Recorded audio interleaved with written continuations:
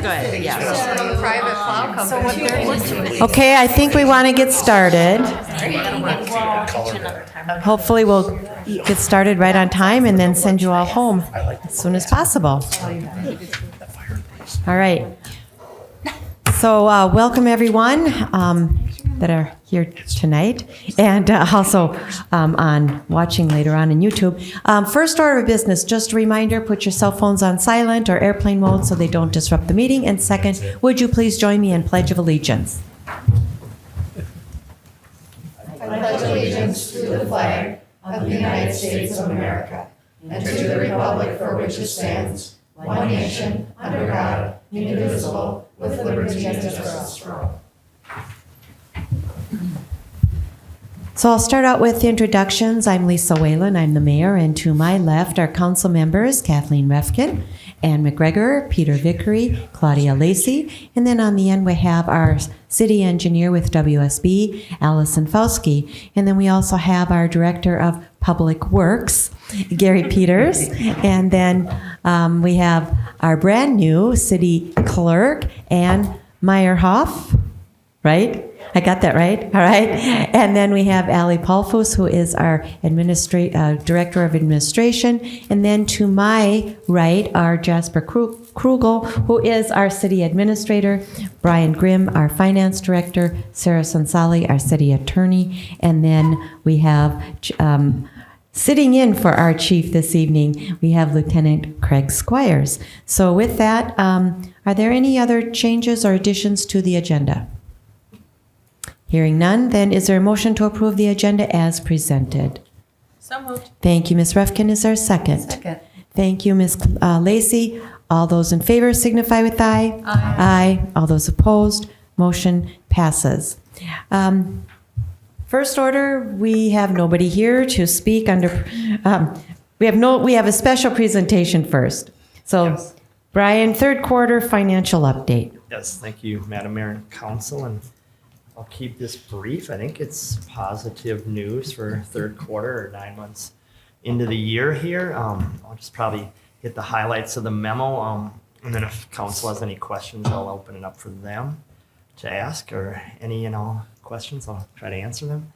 As far as the revenues, I think we even at the second quarter update, we were doing pretty well, and I think that trend has continued as far as the main item there is the building permit revenue continues to track very well. The housing market in Minnetrista seems to be pretty steady, pretty stable.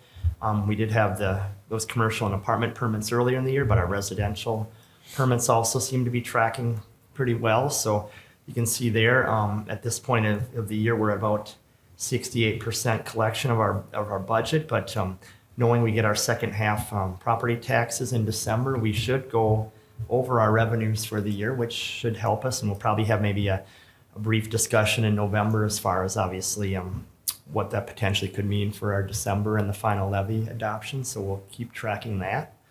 As far as expenditures, we've spent about 78% year to date.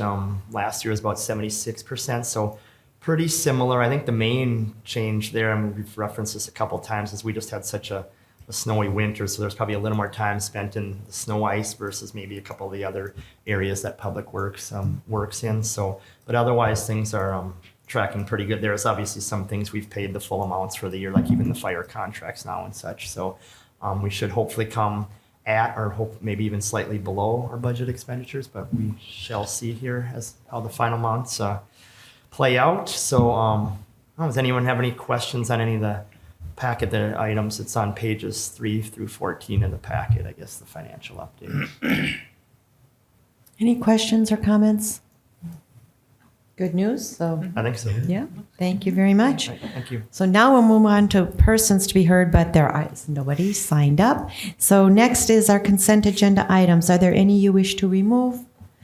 Otherwise, they will consist of consent agenda item number A, approve our work session meeting minutes from October 2nd, 2023. B is approve our city council regular meeting minutes from October 2nd, 2023. C is approve an application for a temporary one-day intoxicating liquor license for the Northwest Tonka Lions for the Minnetrista holiday tree lighting event. Yay! D is a resolution to approve claims. E is a resolution approving simple subdivision between 5900 West Branch Road and 5875 Painter Road. F is a resolution approving the change order 1 for the 2023 street reconstruction and utility improvement project for City Project 01-23. And G is a resolution accepting improvements and authorizing final payment for City Project 05-23 pavement maintenance project. Is there a motion to approve consent agenda items A through G? So Thank you, Mr. Vickery, and Ms. Lacy, I believe you seconded that. All right, thank you. Any further questions or discussion? Hearing none, all those in favor signify with aye. Aye. All those opposed, motion passes 5-0. We don't have any public hearings this evening, so we'll move on to business items. We have Aaron Vollmer with us this evening from AE2S, our water engineering group. So welcome, Aaron, and glad to have you here. Thanks for having me, Madam Mayor, members of council. I'm excited to be back in front of you to give you an update on our water system engineering that we're currently undergoing.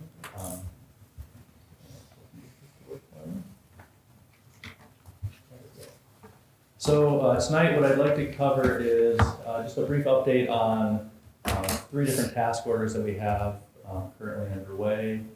Task order 4, which was the preliminary design for wells 8 and 9. We've delivered the final results of that, so we'll talk about that a little bit. We have task order 5, which is the water system planning effort that's currently underway, so I'll provide an update on where we're at on that effort. And then just to give you more of a notification that task order 6 is pending, and we will be bringing that to you shortly, which would be the kind of final design process for wells 8 and 9. So with that, we'll talk about the preliminary design for the new wells 8 and 9. So just a little bit of a refresher on Minnetrista's current wells in their system. Now you have a north system, a south system. You have 2 wells in the north system, wells 1 and 2A, that are currently active. You've got well 5 kind of in the central part of your system, and then you've got wells 3, 4, 6, and 7 in the southern part of your system. So our hydraulic analysis for the well siting study looked at your entire city and the hydrogeology in the city to identify new locations for wells. But primarily we were focused in that southern portion, given that that's the current potential location for your new water plant. So if we dive a little bit deeper into the hydrogeology of your city, and I'll be first to throw a disclaimer out there, I'm not a hydrogeologist, I'm a water treatment engineer, so I'm going to tell you what I know. If there's more technical questions, I'll do the best I can to answer them. But for the most part, like I said, we've focused our energy in that southeast portion of your city for the hydraulic analysis and the well siting. But in an effort to provide a little bit more thought and insight into how your community might develop into the future, we wanted to look at kind of the entire geology of your city to be intelligent about how we site your next wells. So really our subconsultant LRE, who is a hydrogeologist, identified 4 primary locations for future wells within the city. So what area A would be in that northwest portion. That's quite a ways away from any significant development at this time. So we've looked at it, we think it has potential, but it's not something we're investigating right now just because of the geographical distance from a lot of your water needs. Area B is much closer to the north system, so that would be a potential development area for wells that would potentially serve your north system. We haven't looked at siting anything there, but we do feel like there's potential geology in that area that would serve a new well for your north system. Area C, which is central to the city, did have 1 test well in it. Unfortunately, that test well, based on the information that we had, didn't have great results. But based on the geology in that area, we do still think that has promise, but we would need to investigate that further. So in general, we have some good options within your community. But as we develop out, we want to do additional testing in those areas to validate the benefit of those various aquifers and formations. But again, primarily we're focused in that southeast corner of the community for this next phase. So Aaron, does it mean when it's yellow that that's more conducive for wells? As the soils more? So this map, really what it's telling you is the geological layers. Okay. So if you don't mind, what I'll do, so I'll go to the end of the slide here, anticipating more detailed questions. So this is a kind of cross section of your geology within your community, and this isn't just one area. So if you remember back at the topographic map that you're looking at, there's a red line kind of through it. If you would envision taking that red line and cutting it and then looking at it from a cross section, that's what this is. Okay. So as you can see that the geological layers aren't consistent everywhere. They get wider, they get thinner, and in some places they disappear completely. So the topographic map, what that's doing is that's showing you kind of at a surface level how those layers kind of ebb and flow back and forth. What that map is showing you is different colors mean different geological layers that are present in those areas, but you can go deeper and get into other geological layers. They're just not showing up on that topographic map. So this is how when a hydrogeologist sites a well, they look at the location that you're interested in, and then they kind of cut this cross section to understand what layers are available and what we can actually drill down to get water. And there's some science, some art into identifying those different geological layers and water opportunities. Does that answer your question? Okay. Back up here.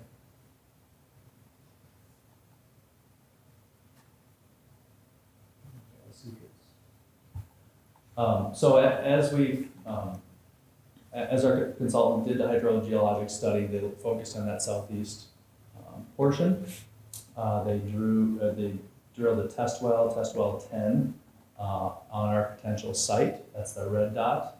And based on the test well, we do believe that there are good water production opportunities on that site. Specifically, we show the siting of wells 8, 9, and 10. And all three of those wells would be in different aquifers. Because of how the geology kind of acts in that area, and because you guys have already a Mount Simon well that we're looking to abandon, we wanted to go first and foremost to the Mount Simon to diversify our aquifers. But then we can also come up a little bit into the Jordan aquifer, and then in the future, if both of those sources either don't produce what we want or we need to add additional capacity, we could also look at a TCW aquifer well. So because we're diversifying the wells in that area, we're able to get them a little bit closer together, so they're not influencing each other as much. But we would need to kind of investigate that a little bit further, and as we drill wells, kind of understand the influence that they're having. But likely, it would be unlikely that these wells would influence each other. It's more that we would have to pay attention to other wells in the area. But maybe the Tunnel City Wanawalk would be more impacted by that, Potentially. because the other two aren't in that one. Yeah, they're much deeper. Yeah. This TCW is a bit shallower. Right. And has potential to influence other wells. So I guess the good news is we think there's good well sources on your water plant site. In general, this is the capacity that our hydrogeology partner is estimating. So well 8, we are estimating 600 gallons a minute. It could potentially be more. But we Unfortunately, can't. we're limited by the well 4 decommissioning. So that one will be 600 gallons a minute. We'll leverage that as much as possible. The well 9 would likely pump out of the Jordan aquifer at 1,500 gallons a minute. And then if we need a third well 10, we estimate about 400 gallons a minute, maybe more, maybe less. But so ultimately, we think we can add about 2,500 gallons per minute of well capacity on that site, which is it's exciting and promising, and I think will serve the community well into the future. So that's ultimately the results of that study. Again, I think it does a good job kind of showing us what we currently have on that site, but also sites that we might go to that might have promise. And we'll continue to consider that as we develop out your water system, the plan for the years to come. I'm going to pause there. Is there any questions on well 8 and 9 sites? Nope, go ahead. So the water system planning effort that we're currently working on was really broken into 5 segments. We've completed tasks 1 and 2. So task 1 was the basis of planning, identifying kind of the treatment of the overall capacity we needed to supply to the community. And task 2 was the water supply planning effort, identifying the wells that were available and how those might tie into your overall capacity needs.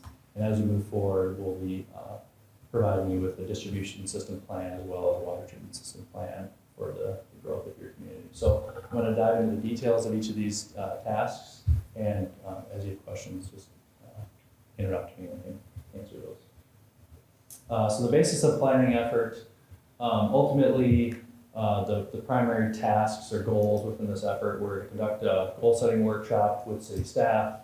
We're using a 30-year planning horizon, and ultimately we projected much further beyond that just to try to estimate and be thoughtful into the future. We're going to use the defining land use and population projections. So we're using your current comp plan land use and that kind of plays into your population projections moving forward, and that helps us again develop water demand projections. And this is all being summarized in a technical memorandum. So city staff have received a draft of this memorandum. We're currently just finalizing that, and that should be ready for council review. So the first task within the basis of planning effort is to review your historical water usage. So we went back 5 years, from 2018 to 2022, and looked at your population, how much water the residential portion of your system used, what your non-residential water use was, and then ultimately what your unmetered water use was. And we kind of summarize all of that, and we use those key points to set a gallon, or to understand your gallon per capita per day usage, and ultimately identifying what your peaking factor is. So the real important. I thought our peaking factor was higher than that. Yeah, that's what I thought too. And this is an average throughout the year. So your peaking factor In the summers are going to be higher. could be, yeah. So that it could be higher. Yeah, that's probably why. So I don't Right understand now, I think this is probably your peaking factor that was really bad. Okay, so again, this is an annual average. However, if you only took the 3 months in the summer and you averaged it out, or you did the numbers, the peaking factor That's for the summer would be much higher. versus the other. Yes. Yeah, and really, I think that what you're probably pointing out is this 3.8. That's Right. quite high. In the last few years since then, you've been okay.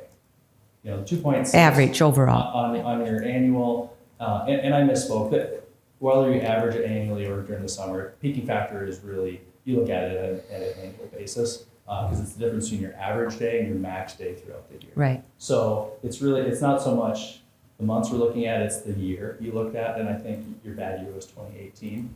The years since then haven't been nearly as bad from a peaking factor standpoint. On average, you've been about 2.8. Well, in 2020 though, we had the watering ban, so that that skewed that number substantially for Yeah. peak factor. Exactly, yeah. So again, these numbers are general to try to give us a sense for how your consumers act, and then we set goals based on this. Because this is a fairly consistent process throughout the state of Minnesota and the metro, there's kind of rules of thumb that we use that we see very consistently.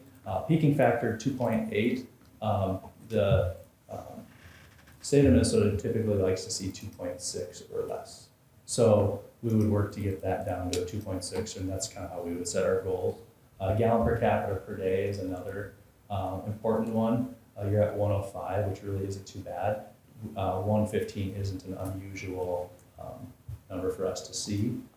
Ultimately, the state, on a residential standpoint, wants to see down to 75 gallons per capita per day. I think that's an aggressive goal, but and I think it's fantastic if the city wants to use that as a goal for conservation purposes, but I would probably not recommend you do your planning based on that. Plan for the high side, like budgeting, right? You plan and you budget on the high side, hoping that you come in under that as a good steward of your water resource. So again, this is just historical review of your data. What we do with that is we take that data and then we look at your zoning map and your future land use, and we apply kind of the behaviors that people have and how they use water to your future land use. So we're primarily interested in this kind of army green color, right? Your urban reserve, that's really where you're going to be developing out into the future.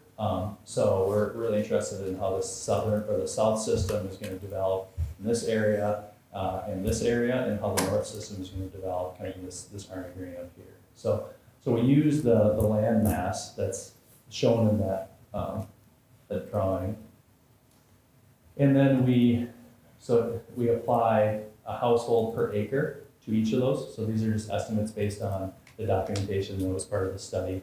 So if we basically the urban reserve, we're assuming 2.5 households per acre. That gets us a number of connections. So 2.5 households per acre. Your total developable urban reserve space is about 1,650 as far as connections. So if we develop all of your land out, and this would be the number of connections that we would expect at build out for that property shown on the development map. So we take that, so if we go back, so 7,200. But Aaron, when you're saying total build out, year wise, what are you figuring on? 20 years or 30 years or what? So this will answer your question here. So if I take that times a certain capita per home, roughly that gets to about 17,000 people, right? So we projected this based on I believe it was 100 homes per year, which is about your average or kind of your goal. Mm-hmm. So we projected 100 homes per year to get to that total number of connections, and ironically it came up to about 2080, you would hit that capacity. And then we take that and we apply the gallons per capita per day, that 115 that I mentioned on the last slide. We project that out to an overall water use if you hit build out of your land use plan. Now, that's still under review. That might go faster, it might go slower, but this is kind of how we based that assumption. So ultimately, we would get to about 6.2 million gallons per day. That would be 2080. That's a long ways away. We don't know if we're going to be there. There's a lot that can happen between now and then. But again, this is us kind of thinking out into the future. What would that water demand look like in 2080 if we built all of this space out based on some of these assumptions? Ultimately, we're going to back up. We're going to go closer to maybe 2040, something that's more in that 30-year time frame, and look at 2040, 2050. We'll be in that 3.1 to 3.8 million gallons per day of water use. So again, we're just trying to understand how quickly are you going to grow, how quickly is your water use going to increase, and and what does that mean for development of your wells and adding new wells and treatment to your system. So that was task one. Just understanding how you're going to grow, how you're going to use water, how quickly your water use is going to expand within the community. And then pause there. Can you go back to the map with the planning? Yep, so that just assumes all the mossy green color one is built out, nothing else. That's just those areas? It's a few other things. So if I back up, actually, it's this right here. So it assumes your urban reserve builds out, your mixed residential, and there's some other assumptions that I didn't mention that are in the memo, but and it assumes, I think it was like an 80% or 90% of those homes will actually connect to city water and sewer. Some might be on private wells, we don't know, but I think it was like 80 or 90% is what we assumed. But so all of these different areas would have a portion that would connect to city water, and that's how we came up with this number of connections. And you're saying the 7,200 connections, would be somewhere around 2030, 2040. Oh, no. 2080. 2080. Oh, 2080. Yeah, so that would be full build out of that land Okay. use plan at the number of homes you're building per year. Ultimately would get to that 6.2 million gallons per day in 2080. And that's just a long-term projection. It really depends on how quickly you build out. So we ended the basis of planning exercise. And then we had to kind of partner that with the well supply conversation. So the main points here to summarize, again, taking what the study we've done with well 8 and 9, using that overall well siting study and the capacities we think we can get from wells 8 and 9, and then comparing that to your population projections and your water demand projections moving forward. So ultimately, it results in something that would look like this. So the red line and the blue lines are your average day and your max day demand. So it takes all those charts that I just showed you and that projects that out. So this is just the south system. So this will be the south system projected out to 2080. Again, the angle of that line can change over time, but for now, that's kind of what we're projecting. And we would look at more closely kind of from, so I'll say like 2050 and earlier. So we're really interested in this time frame here. And ultimately, we think the south system would have an average day of about 1 million gallons per day by 2050, and a max day of, I'll call it 3 million gallons per day by 2050. So ultimately, based on your current capacity, and treatment capacity and well capacity, we can see this blue line here. This is your firm capacity, and your total capacity is this lighter blue line. So what we're interested in is understanding, when do we need to make this jump to allow Minnetrista to supply a max day demand to meet the demand for the south system. So again, the wells 8 and 9 would be constructed here in the next year or so, and that would bump us up with the treatment plant, and that would supply us enough water through about 2050 to meet that growth projection. Unless we change our comp plan and there's a lot more within that. Unless you system. develop Yeah. substantially faster Yeah. or open up more areas, and then we would reevaluate this trend. But this is a fairly, doing this type of exercise is a healthy, thing for a community to do consistently, because we all know that things change, Right. and property opens up for development. So we always need to be reevaluating kind of this trend line, and making sure that. So you're saying like once a year, once every 2 years? I mean, how often would you reevaluate it?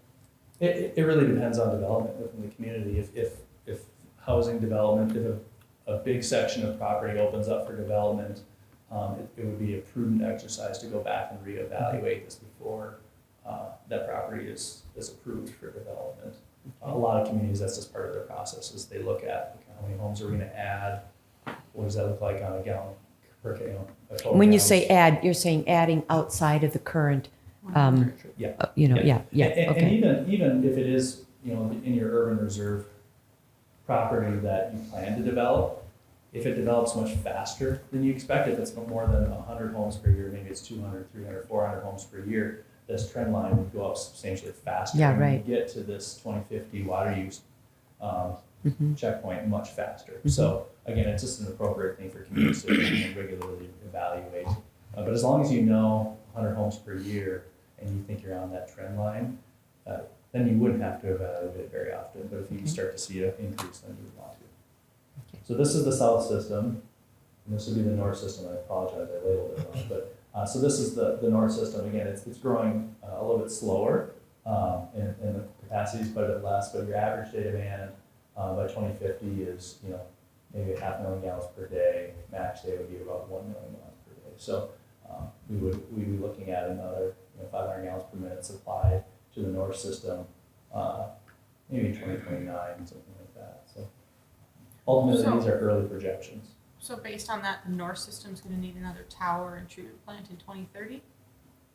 Well, there's a couple different ways you could supply the north system with water. You could add another well and expand that treatment plant. If you wanted to pump water from the south system to that, you could. That's part of the next phase of us kind of identifying, okay, we know we have a well need at this date. We know where the well sources potentially are. Now we're looking at treatment alternatives and how we would move water throughout the city to meet these demands. I think the north treatment plant is expandable. Yes. I think by 500 gallons, Yeah. if I'm not mistaken. Well, with an addition, you had to put an addition onto the building, Yeah. but yeah. But you I can think it was, expand it. yeah, The land around that Yeah. can be There's enough room expanded. behind it Yeah. to double the size capacity. right. So the next steps and what we're currently working on, and kind of to your recent point, is really understanding how your distribution system is going to grow to serve these needs. So our modeling team is currently working on kind of what I'll call like a draft distribution system model for growth. So looking at the main transmission mains that would have to go in to make sure we can efficiently transport water across the city to these areas. We'll identify locations for water plants. And I think the obvious kind of initial location is the site where we're siting wells 8 and 9.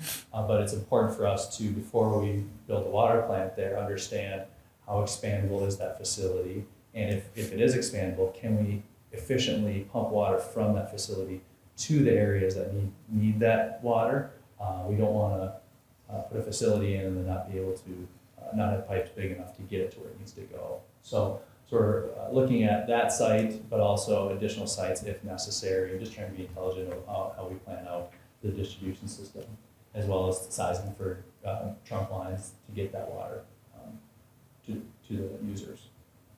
And ultimately trying to put a cost to these different efforts and projects.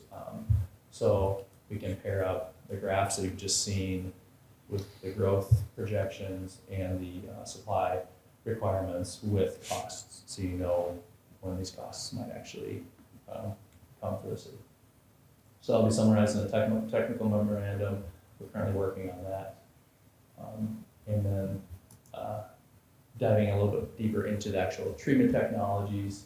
There'll be a memorandum that looks specifically at the iron and manganese kind of treatment technology that we want to employ in the water plants that we do identify are needed in the near term, and the land requirements for those facilities. So that's also currently underway, but will lag a little bit after we've identified the sites and the different distribution system requirements. So I'll pause there and take any questions, and then we can talk about time. Hi. Are there any future innovations to your water purification or any of these designs that are going to happen in the next 10 to 15 years that you think will impact this, that you know of today? So that really depends on the contaminant that we're removing. Yeah. For iron and manganese treatment, I don't expect that there's going to be anything substantially different about the strategy that we take to remove that. Okay. Iron manganese, you primarily oxidize it, so so it comes out of solution and then you filter it. The technologies that exist to do that have a long history of success. They're efficient, so I don't expect that we're going to come up with anything substantially new. As far as other contaminants that we might run into, PFAS, nitrates, things like that, that technology is always evolving. As we site these various facilities, we do our best to be mindful of expandability. In the water treatment industry, we're always trying to be mindful of merging technologies and incorporating those into these facilities if needed. It's hard to be perfect because we just don't know, but we do a pretty good job understanding the technology out there and just what we're trying to accomplish with these different facilities. So. Have you seen a lot of PFAS contamination in Minnesota? Yes, it's Minnesota, for better or worse, was quite a bit ahead of the rest of the nation when it came to PFAS removal. With 3M being, from the state of Minnesota and the settlement that's on the east side of the metro, the Minnesota Department of Health was early in identifying that contaminant, and they've done a really good job sampling communities throughout the state to identify their sources. So most of the people that have PFAS that's been identified and are already under, looking at solutions to treat for it or find new sources of water. There still are community sampling for it, but Minnesota's been pretty aggressive about trying to sample a good portion of the public water systems in the state. Have any of the cities hired outside sources to test the water, or do they all rely on the government to test it? Some of the other cities I work with have. So I'm actually the project manager for Woodbury, so they're building a Woodbury 2 MGD PFAS plant. So I do a lot with PFAS on the east side of the metro, and Woodbury's done some testing on their own. They also use the state Minnesota Department of Health as most of the testing. If cities are testing for it on their own, it's usually because they're just curious and they're trying to get ahead of it to some degree. Well, especially Woodbury. I mean, duh. Right. Yeah. Thank you. All right. All right. So as far as timelines go, we'll be wrapping up the water system planning effort this fall. I mentioned task order 6, so that will be presented to city staff shortly, and we'll hopefully be moving into final design for wells 8 and 9 this fall and through the winter. And our goal is to start construction for wells 8 and 9 next year. And at the same time, we'll be designing a water plant in 2024 with construction likely to start in 25. How long does it take to build a well? A well, to drill the well, you're probably looking at a summer. So I'll say a year ballpark from when you start to finish. It really depends on if you're just doing a submersible well or a well with a well house. But right now, my understanding is because these wells 8 and 9 are going to be treated by the plant, we would probably just drill the wells. We wouldn't build a pump station or anything else. We would just go with like a pitless unit that would fit and we would run to the water plant. Isn't that what we have for 7, 6 and 7 6 and are 7, that, right, yes. right. Gary and I That's haven't talked about it yet, but I'm assuming that's what we're going to do. Most likely. Which is less expensive than having to build a well house and all of that. And all the chemicals we stored at the water plant, so it just makes sense to. Yeah. So will we see more of a detailed timeline like December, January, February? I'm just thinking more on the financing side, just Yeah. selfishly, I guess. Or not my own. I guess. Yeah. Okay. Absolutely. But as we get through this planning effort, we'll lay out a detailed design schedule once we get into the design for wells 8 and 9 and the water plant. Because funding timelines, submittal timelines for the PFA and other funding sources will be critical, so we'll want to keep that in mind for the future. And I guess to that point, working with Jasper and Gary, we've talked about other funding sources. So we're currently working on talking with different state representatives for the SRF program. Talking about congressionally directed spending submittal, so other ways to help fund this project that would take some of the burden off of the Minnetrista residents. So What was the first thing you said? Go Sorry. ahead.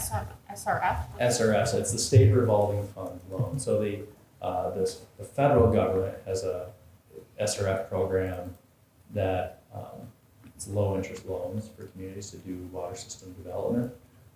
So the state of Minnesota uses, they run that through the Public Facilities Authority, and they Isn't that manage the loans. that's not the PFA money then? Yeah, it is. Oh, it is, that's what I Yeah. thought, okay. Okay. Do we know how much is available for 2024? Don't off the top of my head. Okay. Bigger I questions we think qualify. Yeah. usually. Well, Or yeah, the points or whatever. So. I think we the do for some the things. 2024 intended use plan, I think got posted on Friday, and I haven't looked at it. Okay. So- And have they changed the requirements at all? No? Okay, Yeah. The important part is that you're on it. yeah, I think a lot of other funding sources use that as a way to fund projects. So it's good that you're on there. We're also looking at other sources. Our team's talked about submitting for a small cities grant. Lots of other different opportunities for grant money. okay. No promises. Yeah, I know. Okay. Any questions? All right. That's it then. Thank you very much, Appreciate and it. you'll be back, right? All right. All right.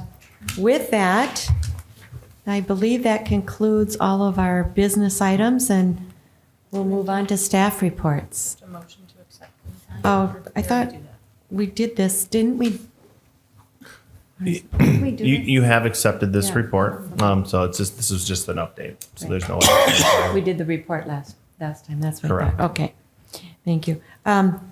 So next we have staff reports, and we'll start with our city engineer, Allison Fauski. Thank you, Mayor Whalen, members of council. Really, the last project to provide updates for is, of course, the reconstruction project. They are scheduled to start paving tomorrow. So I think a lot of residents will be very happy about that. Earlier today, Public Works Director Peters and I and the inspector went and took a look at the areas that need to be restored, identifying candidates for where the first section of sod, of course, would go in where they're starting paving. They're anticipating Eastview, and so that areas would look good for sod. There's some really shady areas that we think seed might do better. So we're working on formulating that and getting that word out to the residents. But we'll be seeing a lot of things kind of pinned up here in especially the next week. Good. Thank you. Jasper, you wanted to talk a little bit about it's a house bonding tour, I believe, right? Yes, it's the House of Representatives bonding tour. We're going to be participating in it. We're actually it's on November 14th, sometime around 3:30 to 4:30 in that range. It's going to be at Excelsior at their library. Excelsior has applied for money for their library, so we have a little 5 to 10 minute time period where we can pitch our idea. AE2S is working with developing a kind of a one pager that we can hand out to everybody, along with some other marketing things to kind of make it memorable. Because we do have a pretty short period of time, but it's a good thing not everybody gets on this. So, and this is for the metro area. So, But there'll be other cities there too, just so you know. I know Long Lake is going to be there. Excelsior And- will be there. Will be there. Probably Mound. I don't know. so the ones that get the 5 to 10 minute spiel, they're Spring Park.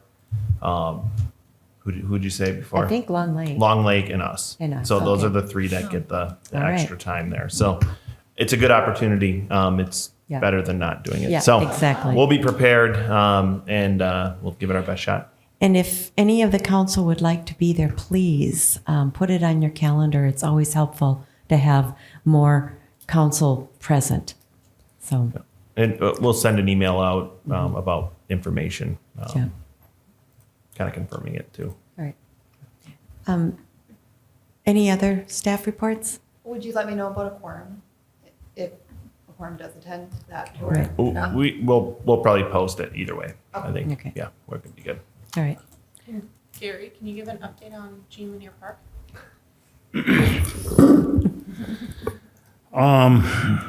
Good news is they paved today, so the parking lot's in. First lift, the tennis court, and first lift, and the trail is in. The playground went in last week, so that's all done, and everything's getting finalized. They did rough grading around everything, so tomorrow, I believe they're still trying to come back in. It's either tomorrow or Wednesday. They'll put in the final lift, the virgin course of pavement on top of the court. And then they'll do the parking lot, and after that, they'll be seeding everything, getting ready to go. So, unfortunately, with the weather, we'll be painting it next year, which is fine.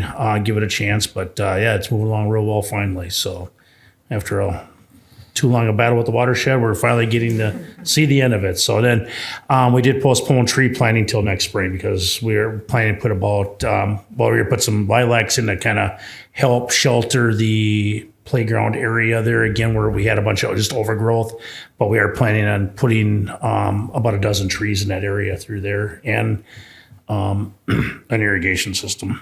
I know it's not the best thing in the world to do, but we have to do something to try to get the grass to grow back in there because it really took a beating with the drought. So we're looking to do that next spring also.